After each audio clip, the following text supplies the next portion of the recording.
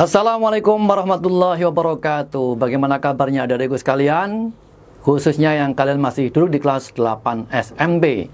Bertemu dengan saya di GEL Channel Gamai Wisata Online Yogyakarta, Joko Purwono, yang pada kali ini akan membahas soal-soal PAS 1. Apa itu PAS? Penilaian akhir semester 1 mata pelajaran fisika. Bagi kalian yang merasa sulit dalam hal maupun fisika, ikuti videonya sampai dengan selesai. Dan ingat, walaupun pandemi COVID-19, tetap harus semangat, tidak boleh pudar. Oke ya? Baik, sekarang langsung saja untuk menyingkat waktu, simak soal-soal berikut ini. Yuk, kita simak soal nomor 1. Ketika kereta dinamika meluncur, pita pencatat waktu membentuk titik-titik seperti gambar di bawah. Ini pita pencatat waktu, dan sebelahnya adalah tabel antara waktu dan jarak tempuh atau S ya. Sekarang pertanyaannya, pada tabel yang sama dengan hasil pencatat pita adalah A. P dan Q, B. P dan R, C. Q dan R, dan D. Q dan S. Mari kita simak bahasanya. Kita mulai dari P dulu. P ini angkanya meningkat secara teratur ya. 2, 4, 6, 8, 10. Selisihnya 2 semua. 2 ke 4, 2. 4 ke 6, 2. 6 ke 8, 2. Dan 8 ke 10, 2. Jadi, P ini memiliki yang namanya kecepatan. Kecepatan itu simbolnya apa, Dek? V, ya. Kecepatan itu adalah selisihnya ini, jarak dibagi selisihnya waktu. Ini waktu, ya. Waktunya berapa? Selisihnya 1 detik. Jadi kalau begitu untuk P, nih VP ya, itu adalah 4 dikurangi 2, 4 dikurangi 2 per waktunya 2 dikurangi 1, 2 dikurangi 1.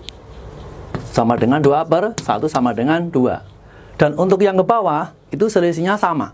Sehingga nilai V atau kecepatan juga sama terus. Nah, yang sama dengan P ini, itu yang mana? Apakah Q, R, dan S? Coba kita lihat. Nggak usah kita hitung dulu ya, selisihnya. 2 ke 4, selisihnya 2. Dari 4 ke 8, selisihnya 4. Udah berbeda. 8 ke 14, selisihnya 6. 14 ke 22, selisihnya berapa? 8. Jadi ini tidak sepadan dengan ini. Kenapa? Ini selisihnya saja sudah tidak sama. Nah, coba kita lihat. Yang R, ya, yang Q berarti enggak ya. Nah, sekarang yang R. 5, 10. 10, 15, 15, 20, 20, 25. Coba kita lihat polanya adik-adik. 5 ke 10 berapa? 5 kan? 10 ke 15, 5. 15 ke 20, 5. 20 ke 25, 5. Ini selisihnya 5. Selisihnya 5. Jadi, V pada R sama dengan 10 dikurangi 5 ya. 10 dikurangi 5 per 2 dikurangi 1. 2 dikurangi 1. Sama dengan 5 per 1 sama dengan 5. Dan angka 5 ini terus sampai ke bawah selalu tetap 5 terus. Kalau yang P selalu 2. Dari sini sampai sini 2 terus. Oke. Nah, sekarang coba yang S kita tinjau. Dari 3 ke 6, selisihnya 3. 6 ke 12, langsung selisihnya 6. Loncat ya. 12 ke 21, 9. Oke, jadi ini tidak sepadan dengan P. Ini hampir sepadan dengan yang Q. Maka ini pun salah. Jadi yang sama itu P dan R. P dan R, Dek. Ini jawabannya. Gitu ya. Baik, oke. Kita lanjutkan ke nomor berikutnya. Oke, Dek. Nomor selanjutnya ya, nomor 2. Pokoknya bagi yang merasa sulit fisika, ikuti terus sampai dengan selesai. Insya Allah Anda akan jadi bisa fisika. Karena fisika itu adalah peristiwa alam. Peristiwa yang biasa kita jumpai sehari-hari di dalam kehidupan. Ya, asik belajar fisika itu. Jangan stres, jangan nervous, dan nggak usah grogi, tenang saja. Nomor 2, perhatikan gambar di bawah. Benda bergerak dari A ke B, ke utara ya, ke utara. Kemudian sejauh 400 meter selama 15 detik. Nih, 15 sekon. Sejauh 400 ya, 400 meter. Yang berikutnya lagi, kemudian dari B ke C. Dari B ke C atau ke timur sejauh 300 meter selama 5 detik. Nih, 300 meter selama 5 sekon atau 5 detik. Besar kecepatan rata-rata benda adalah A. 15 meter per sekon, B. 20 meter per sekon, C. 25 meter per sekon, dan D. 30 meter per sekon. Baik, ayo deh kita bahas bersama-sama. Simak pembahasannya. Awas, mata jangan berkedip. Cie. Ini gambarnya saya perbaiki ya. Kalau arah mata angin, utara itu ke atas. Kemudian timur itu ke kanan. Sehingga ini akan saya ganti menjadi begini. A, B, kemudian begini. Nah, ini C-nya. Di sini, ini ke sini. Sekarang kita menuju ke pertanyaannya. Apa itu yang namanya kecepatan rata-rata? Kecepatan rata-rata, V, itu adalah jarak dibagi waktu. Nah, sekarang kita menuju ke jarak. Dari A ke B berapa? 400. Dari B ke C berapa? 300. Apakah jaraknya jadi 400 tambah 300? Tidak, ya. Tepatnya ini menggunakan istilah delta. Delta itu adalah apa? Perpindahan. Sama ini adalah delta T. Nah, kemudian kita lihat dari A ke B ke C, ini membentuk siku. Maka perpindahan dari A ke C bukan 400 tambah 300 adik-adik. Tapi yang betul, ini langsung diluruskan saja dari A langsung ke C. Seret. Nah, begini. Inilah yang namanya delta S. Berapa delta S-nya? Nah, adik kan tahu, ini kan segitiga dan triple Pythagoras. Kalau ini 400, ini 300, pakai Pythagoras, nanti akan ketemu yang ini adalah 500. Sudah ya? 500. Waktunya berapa? Waktunya jumlahkan total aja. Dari A ke C membutuhkan waktu. Dari A ke B, berapa dari A ke B? 15 detik. Dari B ke C berapa? 5 detik. Sehingga ini adalah totalnya 15 ditambah 5, 20 detik. Delta S-nya berapa? Ini 500 meter. 500 meter. Jadi ini 500 dibagi berapa, Dek? Dibagi 20. Berapa? 500 dibagi 20? Iya. 50 dibagi 2 sama dengan 25. Satuannya apa kecepatan? Meter per sekon. Yang mana, Dek? Yang C.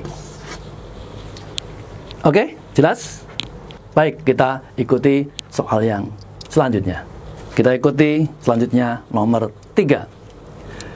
Perhatikan grafik jarak terhadap waktu di bawah. Jarak S, meter ya.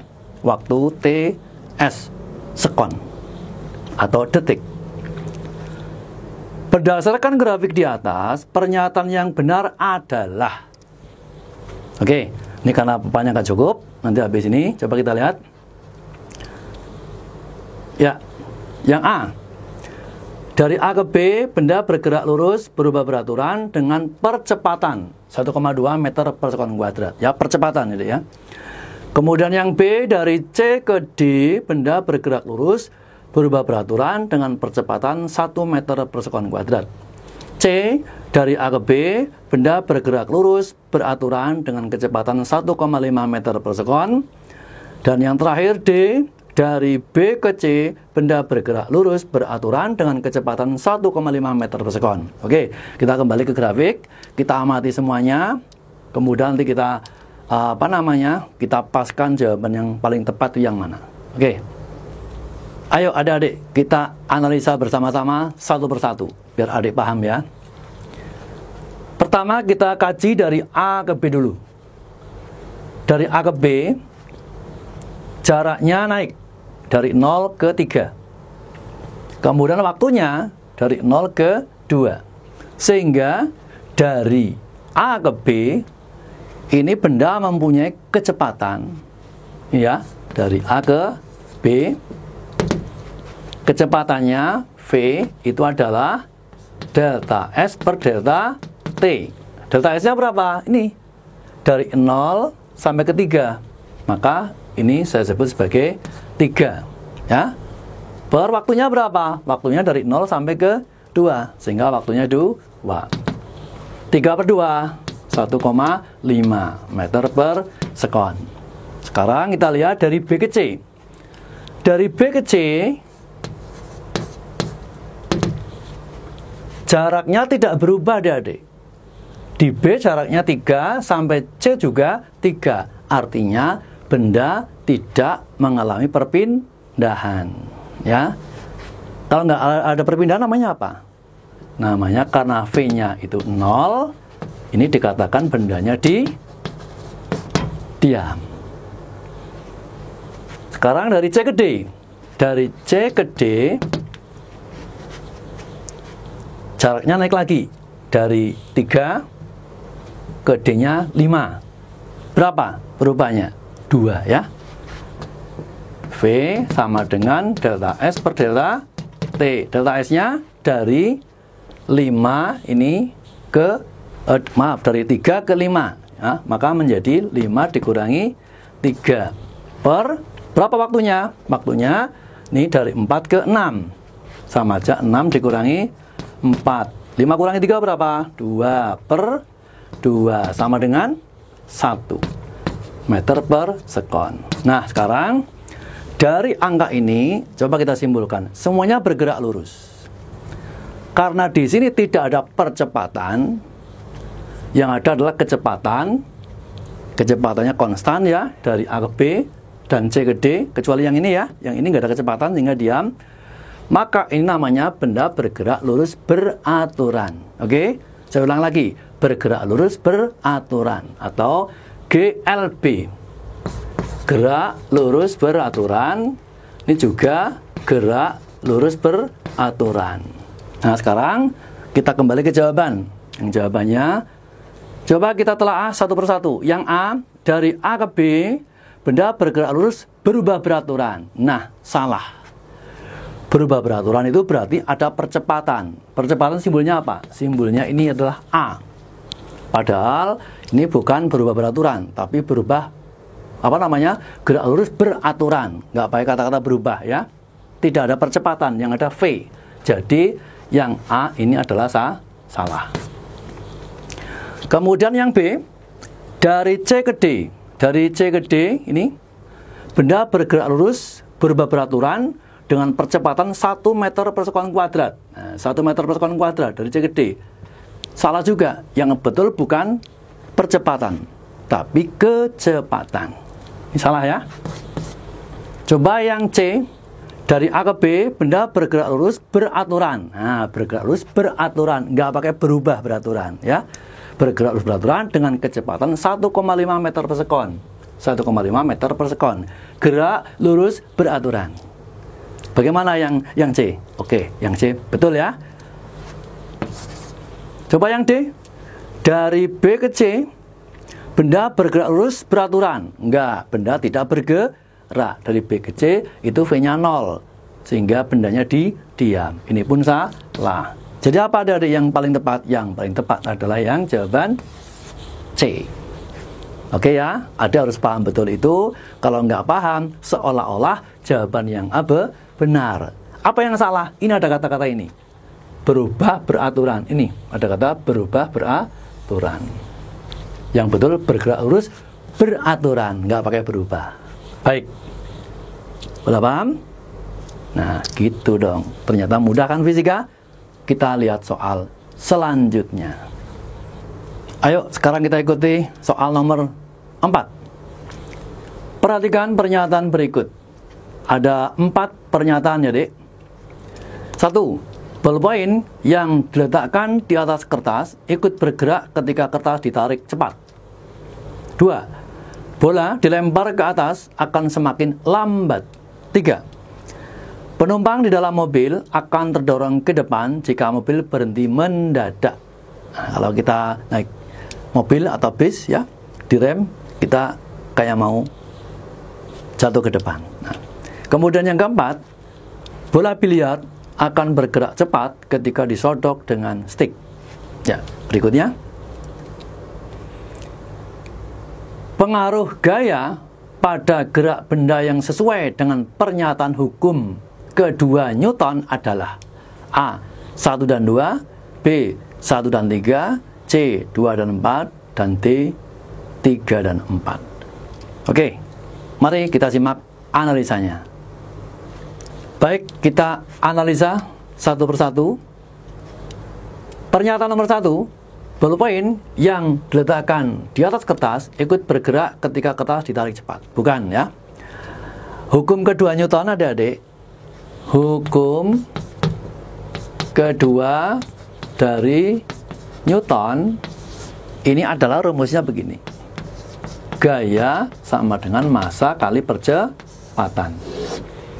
Ini maksudnya apa? Maksudnya percepatan akan semakin besar kalau gayanya juga semakin besar. A sama dengan sigma F dibagi M. Jadi A dengan sigma F sebanding. Kalau F-nya makin besar, percepatan semakin besar. Tapi kalau dengan M berbanding terbalik, artinya kalau massanya besar, percepatannya jadi kecil atau lambat. Gitu ya.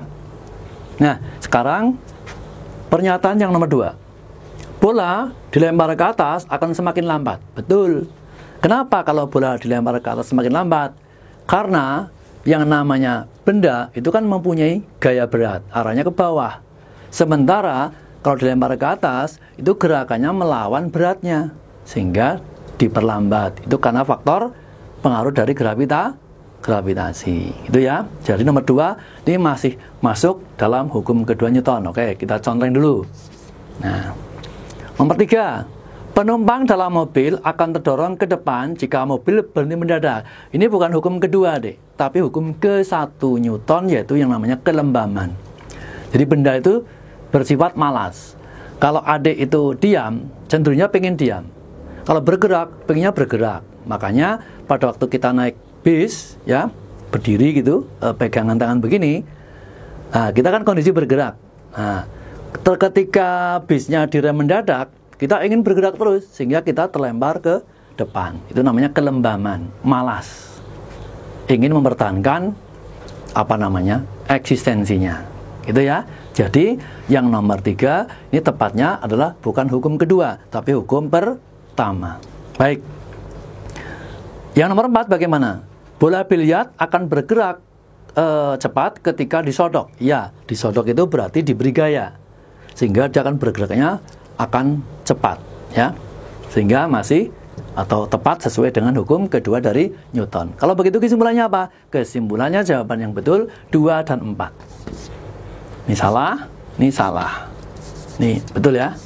2 dan 4 itu ada pada pernyataan yang 24. Oh, ini, ya. Jawabannya C. Ya, adik-adik, jawabannya C. Paham kan? Baik, kita lanjut ke nomor berikutnya. Baik, sekarang sampai kepada soal pamungkas untuk pertemuan kali ini, yaitu soal nomor 5. Nah, kalau adik kepengen lanjutannya, harus ikuti video berikutnya, nomor selanjutnya, terus sampai dengan selesai. Jos, mantap. Nomor 5, peristiwa pengaruh gaya pada gerak benda yang sesuai dengan hukum ketiga Newton. Nah, tadi kita baru membahas hukum kedua Newton. Sekarang hukum ketiga dari Newton, ya. Adalah A. Ini lihat. Yang A itu adalah yang tadi saya contohkan, yaitu yang naik bis, pegangan tangan. Kalau direm mendadak, nanti akan dorong ke depan, dan kalau supirnya ngegas, kita akan sebagai terlempar ke belakang. Jadi kebalikannya ya. Itu adalah hukum apa? Hukum yang hukum ke-1 ya dari Newton. Baik. Nah, kemudian yang B, ini gambarnya adalah orang mendorong ya. Oh, maaf, mendorong bukan mendorong, menarik ya, menarik apa ini? Ya, lemari lah gitu ya.